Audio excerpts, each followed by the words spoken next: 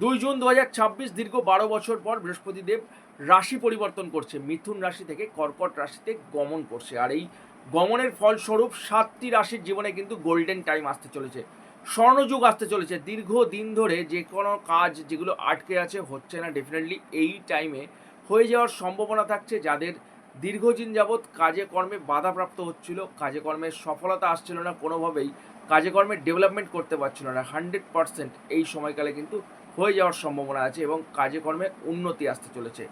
অর্থনৈতিক দিক থেকে বিপুল ডেভেলপমেন্ট আসতে পারে এই 7টি রাশির জীবনে। কোন 7টি রাশি? তার আগে সবাইকে বলবো কমেন্ট সেকশনে নিজের রাশিটা লিখে ভিডিওটিকে শেয়ার করো। রাশিগুলি হলো: নাম্বার 1 মেষ, নাম্বার 2 বৃষ রাশি, নাম্বার 3 কর্কট রাশি, নাম্বার 4 মিথুন রাশি, নাম্বার 5 কন্যা রাশি, নাম্বার 6 অবশ্যই বৃশ্চিক রাশি এবং নাম্বার 7 মীন রাশি। তো তোমার রাশি কমেন্ট সেকশনে জানিয়ে ভিডিওটিকে শেয়ার করলে 100% নিশ্চিত শুভ ফল আসবেই আসবে।